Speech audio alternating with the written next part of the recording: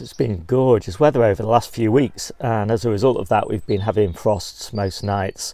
In fact, when I came in the Polytunnel this morning, it had been down to minus 2.8, and that was right up here where I have the thermometer, so it was probably a bit lower than that down on the ground. But fortunately, even though it's been that cold, I've got no black spots on my early strawberries. They all seem to be fine, and I've had all the potatoes fleeced, and we've got quite a lot of potatoes. So I thought what I'd do today is just show you around all the different potatoes that we've got, and I'll harvest the first few tubs. So these are my earliest potatoes, and as I said, they've now been protected underneath this fleece, and so I'm pretty hopeful they'll be fine, even though it was minus 2.8. Courgettes also looking really happy in their little tents. I have these closed up at night, open like this during the day. Put in lots of new growth actually. Strawberries looking absolutely great. So let's take a look at some of these potatoes. I've got some in the little greenhouse, some in this deep frame.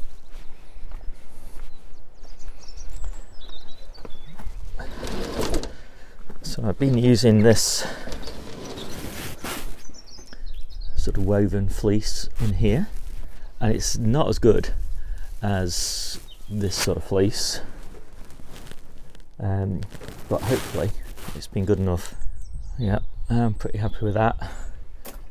Perhaps a little bit of damage just right over there in the corner on a couple of leaves, but generally speaking they're looking good.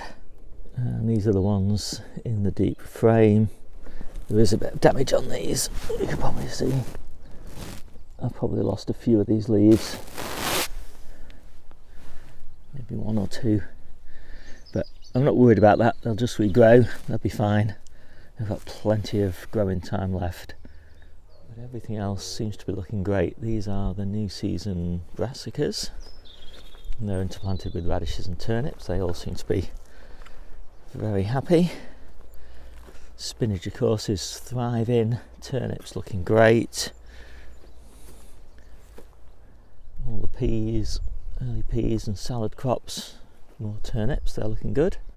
Early beetroot is looking okay.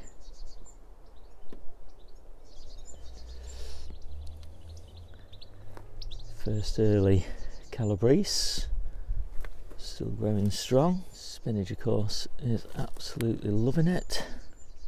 Sprouts grown as spring greens, cauliflowers all looking fine. So these are my earliest potatoes. These are Swift.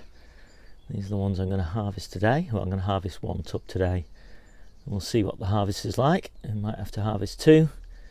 But I've got, as I said, I've got plenty of potatoes, so I'm not really concerned.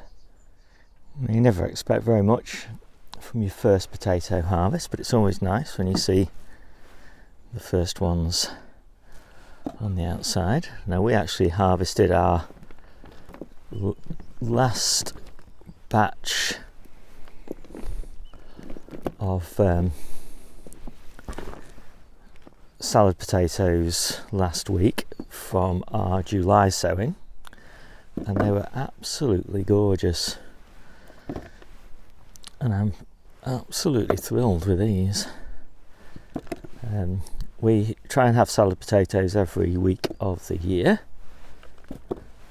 and as I said, the way we do that is by sowing a last batch in July, keeping them in the compost, keeping them moist but not wet. And so the way we do that generally is we just bring them inside in sort of October, November time, and just stack them up in a big pile of containers in the little greenhouse where you saw those other potatoes. So there we go, that's the first tub, and not very many potatoes in there, but really excellent size. So I'm pretty pleased about that, because I did only put 2 tubers in per container in the hope that we would get some decent sized ones, and those are brilliant really. I mean, that's the kind of size you'd probably expect in 2 months time, so yeah, really lovely. So let's just have a look at the details of those. So these are all the potatoes I've sown so far this year. So the first batch of swifts there, I lost those. Those were in the Polytunnel when we had that big freeze, and it was just below zero basically in here for days on end, and there's no way, no matter how much fleece you put on them, that you can save potatoes if it just is below zero for, you know, many hours a day. So then I've got Charlottes, which I'm hoping to get early baking potatoes, and those are in the conservatory, and they're going to be ready for harvest in a couple of weeks' time. So this is the batch of swifts that I just harvested. I only harvested one of the containers, and 14th of January was when I sowed those, and so obviously they're ready for harvest now. So I think I'm going to just harvest the second container of those, because I'm going to have those Charlottes available in 2 weeks' time. And we're not doing a harvest next week because it's my eldest daughter's wedding, so we're going to be away. And I've got quite a few Arran Pilot coming, and they will be ready pretty soon as well. So basically at the same time, we're back 2 weeks' time, 2 or 3 weeks' time. So hopefully we're going to have a nice continuity. So when those Arran Pilots are finished, we've got more Charlottes coming on stream, then some more Swifts coming on stream, then some more Arran Pilot, and then some more Swifts, and some more Charlottes, and that's the way it goes. So, you know, quite a nice range of potatoes coming in a nice succession, and that's the way we like to do it. We don't like to plant all of our potatoes, early potatoes anyway, at the same time, because the later you leave them, you get a much bigger crop. You know, potatoes like growing in the warmth and the sunshine, and so as much, you know, so if you plant them later, you're going to get more warmth and more sunshine, and you're going to get a bigger crop. So in potatoes in January is a kind of mugs game. Only people like me who are a little bit crazy and self-sufficient do that.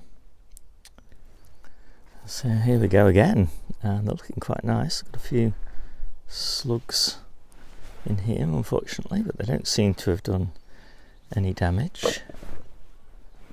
Looks maybe like this is even slightly better harvest than the first one, which would kind of be remarkable. This is by far actually the best harvest that I've had of early potatoes. So you're not going to get me complaining. Now the way I do these is I always start them inside, and I start them in a smaller pot, and then I transplant that small pot into these bigger containers there, and it just helps, just basically space. You know, it means that I'm not taking up all this space in the house when I can be using a pot that's that size instead.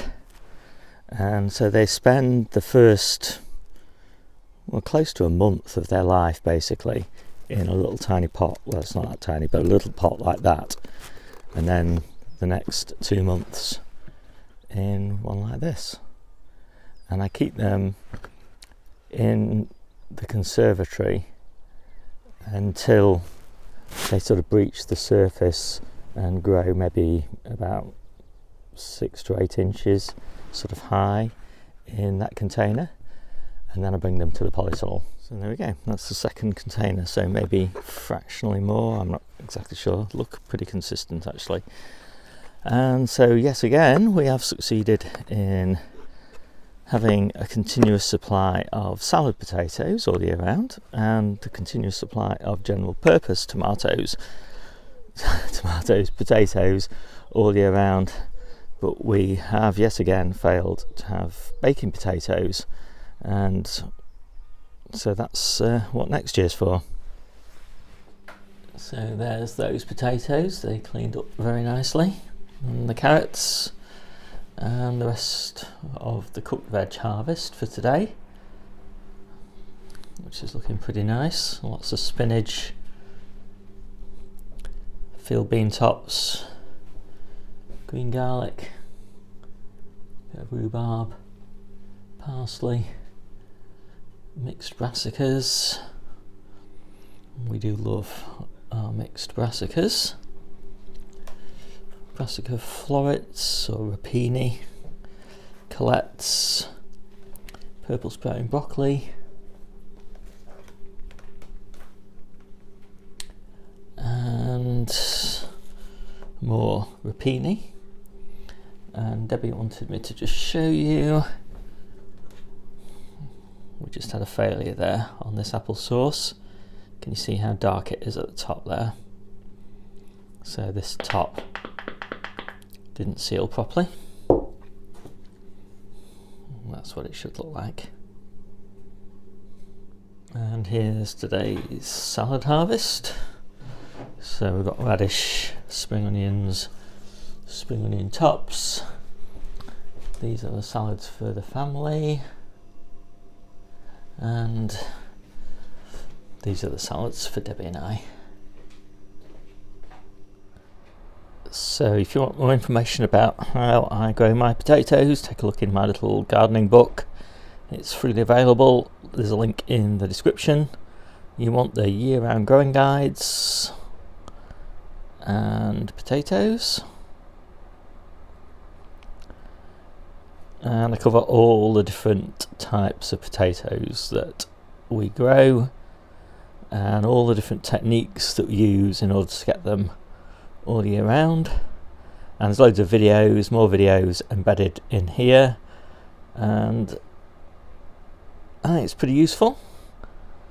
And there's an example, for example, there of one of the potatoes that we grew in a container. That was probably one of those Swifts, and then transplanted them, and there they are waiting to be potted up and then off to the polytunnel. There they are, fleeced up in the polytunnel. And this is how I do my main crop potatoes, storing potatoes, and a bit about the varieties that we use, etc, etc. So hope you like this quick video. How are your potatoes doing? Fingers crossed. My name's Steve, this is the Seaside Kitchen Garden and Allotment channel, and I'll see you soon.